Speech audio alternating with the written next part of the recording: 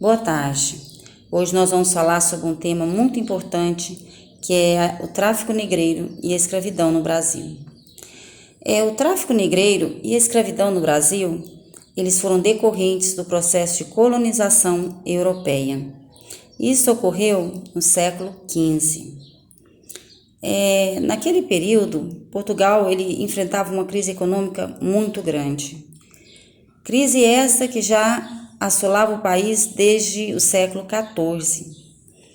E foi por diversos fatores, que houve essa crise.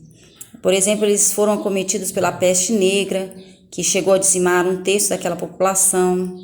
Lembrando que Portugal era um país extremamente pequeno, com uma baixa quantidade populacional. Então, eles tiveram uma perda muito grande. Os minerais utilizados para a cunhagem de moedas, como ouro e prata, eles estavam em grande escassez também naquele período. E esses metais materiais, eles eram utilizados para cunhagem de moedas, e eram utilizados no comércio, para troca e venda de mercadorias, Então, lembrando também que o sistema econômico daquela época era o metalismo. O país que detinha a maior quantidade de metais preciosos era considerado o país mais enriquecido. Ele era mais bem visto pelos demais. Então, foram vários fatores, que contribuíram para esse colapso econômico. O comércio já estava restrito na região. Então, assim, vários fatores foram ocorrendo, e até mesmo por uma questão de sobrevivência, Portugal, ele se viu obrigado a buscar novas formas, de buscar recursos para resolver aquela situação. E a maneira que eles encontraram foi de desbravar o Oceano Atlântico, buscar uma maneira, ir em busca de novos territórios, novas áreas onde pudessem ser cultiváveis, onde eles pudessem extrair os alimentos, e até mesmo os minerais preciosos. Então, aquela passagem pelo Atlântico até então era desconhecida por eles. Então, o rei de Portugal, ele fez uma aliança com a burguesia, A burguesia na época era uma burguesia já enriquecida, uma burguesia forte na região. Então, eles investiram na escola de Sagres, que foi a principal responsável pelo desenvolvimento, dos instrumentos náuticos, como a bússola, o astrolábio, o quadrante, o sextante, desenvolvimento também das embarcações, porque seriam viagens longas, então precisava de uma embarcação resistente que pudesse enfrentar, todos os intempéries, Então houve o desenvolvimento da caravela, das naus. Então, assim, houve todo um estudo, marítimo, da geografia, desenvolvimento de mapas, e o grande responsável por isso foi a escola de Sagres. E até mesmo em buscar, navegadores que tivessem experiência, na navegação, que pudesse fazer essas viagens. Então, feito isso, eles desbravaram, o oceano em busca de novas terras, e nessas terras eles implantaram várias colônias em várias partes do mundo, e inclusive no Brasil. O principal objetivo dessas colônias era fazer com que essas colônias fossem geradoras de riquezas para a metrópole portuguesa, E então eles implantaram um sistema econômico nessas colônias que se chamava plantation. Plantation é um sistema que consiste basicamente em se utilizar de um grande latifúndio, ou seja, uma grande quantidade de terra, e no cultivo de um único produto, né, que seria a monocultura.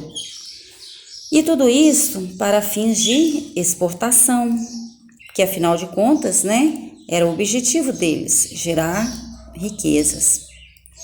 E para o trabalho, para exercer essas atividades, a monocultura é uma atividade que exige uma grande quantidade de mão de obra. Foi aí que entrou a mão de obra escravista no Brasil, né? Então, o que eles fizeram? Eles buscaram os escravos na África e trouxeram, né, pela costa africana até os portos brasileiros. A maioria dos escravos que vieram para o Brasil, eles já vieram de colônias que já estavam implantadas na África, né, colônias portuguesas que já existiam ali naquele território africano. Esses africanos, eles eram capturados em guerras tribais. E ali, eles eram conduzidos até os porões dos navios e eram ligados em argolas de aço, né, para evitar possíveis fugas durante a viagem ou alguma rebelião. Então, eles eram ligados por essas argolas de aço. E viviam ali, e eram colocados ali, aglomerados, né, naqueles porões às vezes mal iluminados, a alimentação, a água, tudo era muito precário. O cuidado com eles era o mínimo possível. E ali eles iriam enfrentar longas viagens, né? Viagens que às vezes ultrapassavam meses pelo oceano. E através dessa aglomeração, muitas vezes eles eram acometidos por diversas doenças. E muitos deles não conseguiam chegar ao seu destino. E os poucos sobreviventes, né, quando chegavam aos portos brasileiros, eles eram conduzidos até as praças públicas, aonde eles eram vendidos em verdadeiros leilões. Então, muitas das vezes era separado famílias inteiras, né, e vendidas a proprietários de diversas partes do Brasil. Isso fazia com que aumentasse ainda mais a revolta daquelas pessoas. Eles eram tidos como um produto qualquer, né? Não havia nenhuma respeito para com a sua vida, para com as suas famílias, seus familiares. E eles iriam exercer no Brasil várias atividades. Algumas vezes eles eram destinados a trabalharem no engenho, né? Na lavoura de cana-de-açúcar, no Nordeste, muitas das vezes nas lavouras de café, os cafezais em São Paulo. Outras vezes eles iam trabalhar nas minerações, né, em busca de ouro e prata, metais preciosos, como no caso de Minas Gerais. E alguns deles eram destinados a serviços domésticos. Né, ali esses serviçais domésticos, eles viviam junto aos seus donos, né, e exerciam serviços, né, como cozinhar, lavar, amas de leite, todos esses trabalhos domésticos mesmo, né? Então, e o serviço deles era muito árduo, a vida deles era muito árdua. Por quê? Porque iniciava logo de madrugada e só ia terminar ao anoitecer. Quando estava findando o dia, ali para as 11 horas, mais ou menos da noite, era o horário que eles deixavam, né, o trabalho. Então, a vida útil deles de trabalho era extremamente baixa.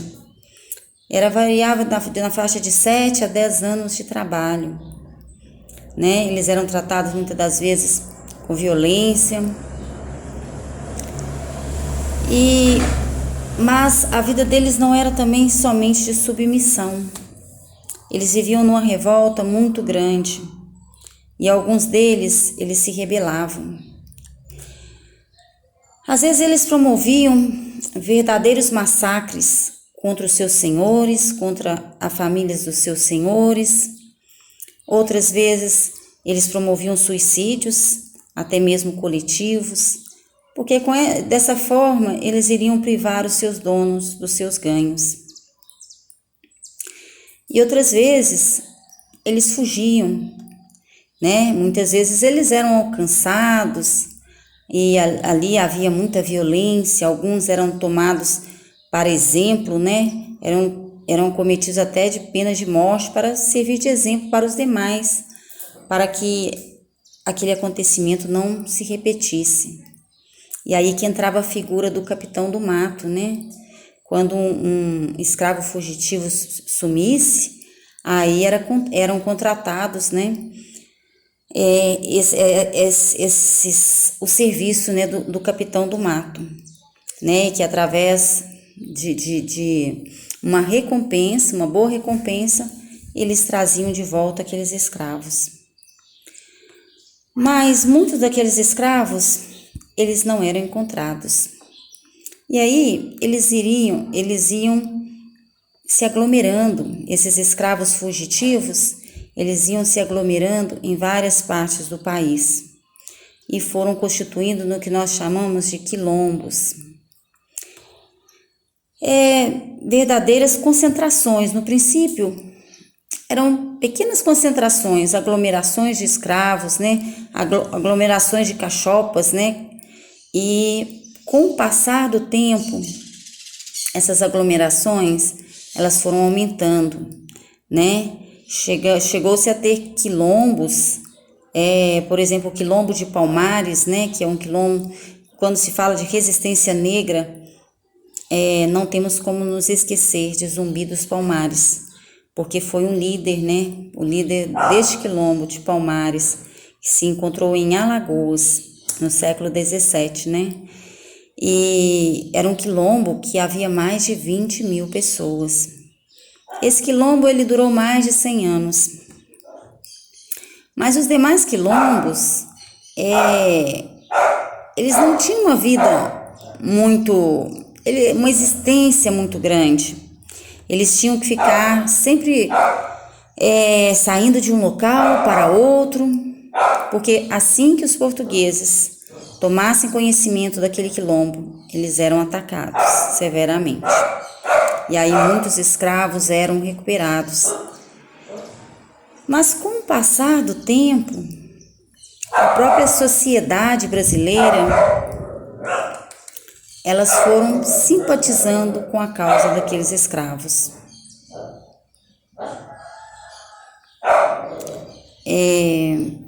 Porque durante toda a escravidão no Brasil, que foi um período muito longo, foram mais de 300 anos de escravidão, sempre houveram os que eram a favor e os que eram contrários àquele sistema, né? Então, aquelas pessoas que não viam, né, que estavam a favor da abolição, que não seriam prejudicados com o fim da escravidão, eles começaram a apoiar esses quilombos. Eles começaram a formar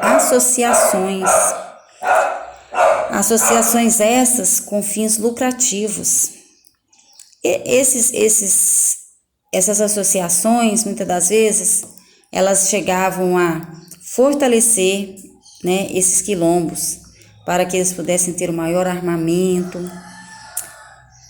e também, às vezes, buscava a emancipação de alguns escravos. Mas esses escravos, você pode me perguntar, como que era classificado esses escravos? Como que era o preço que era vendido esses escravos, né? Era uma atividade lucrativa? Olha, essa atividade era uma atividade altamente lucrativa, tanto para os traficantes dos escravos como para a coroa portuguesa. Tanto que no período colonial, se ter um escravo era tido como uma grande ostentação, era tido como ter um grande investimento. Tanto que no Rio de Janeiro havia uma empresa que fazia o seguro de vida desses escravos. Quando havia algum prejuízo por parte dos seus senhores, essa empresa iria reparar aqueles danos. Isso para a gente verificar como era valorizado, né?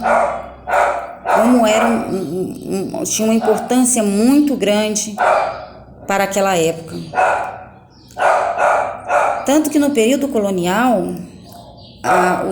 o serviço era praticamente 99% de todo o serviço era mão de obra escrava. Então chegava a ser realmente vergonhoso um homem branco ele trabalhar.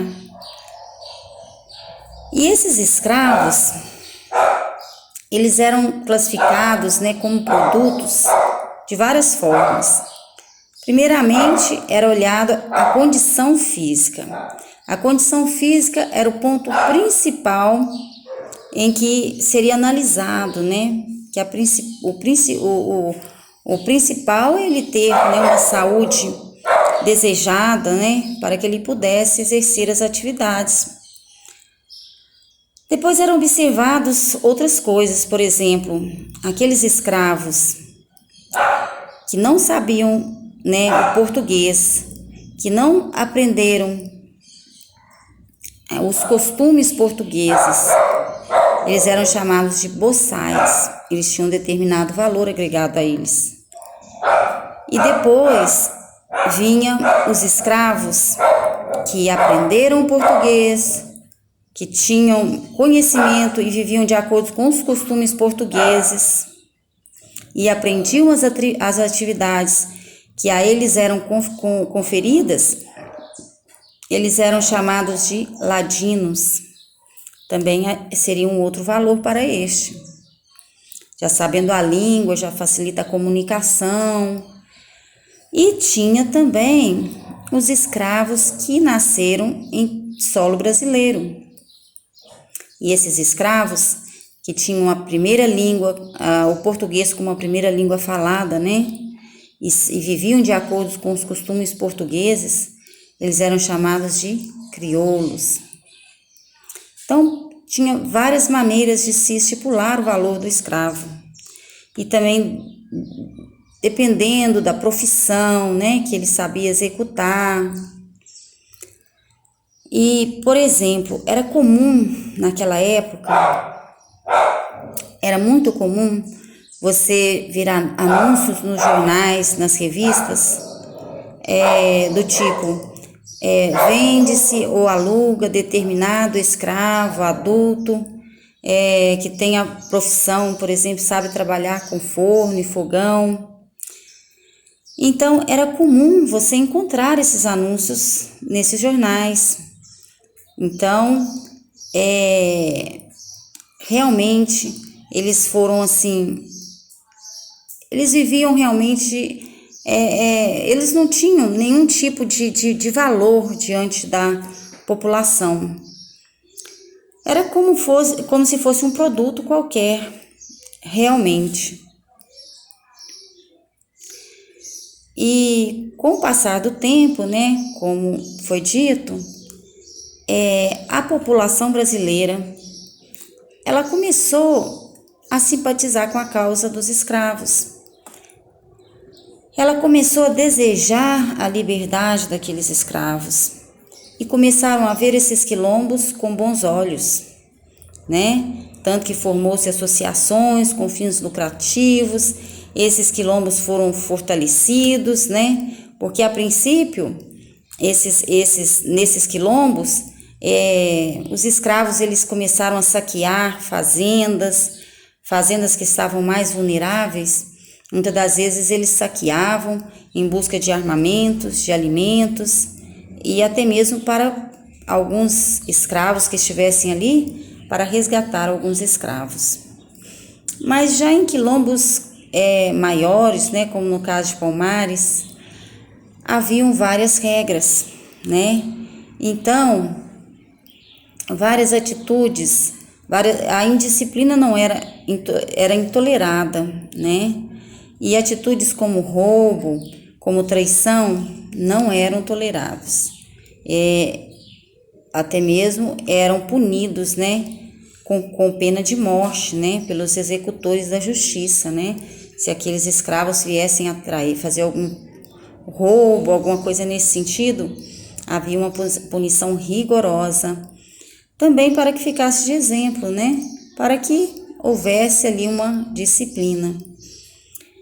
Então, a população foi desejando também a liberdade desses escravos, né? E na segunda metade do século XIX, esses movimentos sociais, né, favoráveis à libertação dos escravos, foi ganhando força no país. Movimentos esses que contavam com grande número de pessoas, né, de várias classes sociais, de vários credos, né, contavam com intelectuais, com artistas da época. Então, assim, esse movimento, com o lema de liberdade e igualdade, né, que foi um lema deixado pela Revolução Francesa, ganhava força no país. Várias campanhas eram feitas pelos jornais, pelas revistas da época, né, e levantaram grandes debates, fez com que o Brasil promovesse um debate nacional com respeito a este tema, né, principalmente a legitimidade da escravidão diante da moral cristã. Então a população desejava ardentemente vê-los livres, né? As rebeliões aumentavam cada vez mais e o império se via pressionado tanto pela população quanto pelas campanhas feitas nos jornais, né, que levantavam esses debates, essas discussões, tanto pelos artistas que expressavam muitas das vezes nas suas telas, né, aquela indignação, né, em favor da libertação, né, eram a favor da libertação, eles deixavam estampados em suas artes, né, apoiando os movimentos abolicionistas, né, e havia um medo muito grande do Império também, que esses negros, por eles serem em grande quantidade no país, eles transformassem o Brasil numa verdadeira anarquia. Então eles tinham uma preocupação muito grande se eles fizessem uma revolta, porque eles tinham capacidade de se organizar até mesmo nas senzalas. Então o Império já não aguentava mais aquela pressão, né, para que houvesse o fim da escravidão no Brasil. E também haviam várias pressões externas, pressões como da Inglaterra, né, porque tanto a Inglaterra quanto todos os outros países europeus, naquele período o capitalismo já estava bastante desenvolvido. Então não era mais interessante para a Inglaterra que esse sistema continuasse imperando no Brasil. Por quê? Porque os escravos, eles não tinham salário. E não tendo salário, eles não conseguiriam adquirir os produtos, né, que seriam industrializados por eles, né? Então, por motivos econômicos, a Inglaterra pressionava o Império também para que houvesse o fim, né, desse regime no Brasil. E para isso, eles até chegaram a afundar navios negreiros nos oceanos. E também pela Inglaterra ser um país, uma grande potência naquela época. Eles usaram da sua diplomacia, né, para forçar os outros países menos favorecidos economicamente a assinar vários tratados, né, com o objetivo, né, a finalidade de se haver o fim do tráfico negreiro. Então, forçou Portugal, Brasil a assinar vários tratados, mas esses tratados, muitas das vezes, eles não eram respeitados. Por quê? Porque o tráfico de negros era uma atividade muito lucrativa. E tanto a coroa portuguesa como os traficantes era uma atividade muito rentável. E também para os grandes latifundiários, né? Porque dizem, como dizia na época, né? Que os seus escravos eram as mãos e os pés dos seus senhores, né?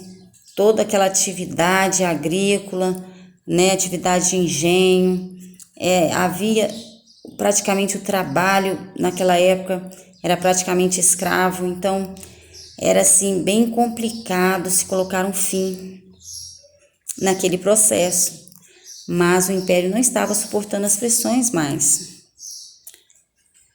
Então, foi nesse contexto, né, que a princesa Isabel, ela assina, né, no dia 13 de maio de 1888, a Lei Áurea.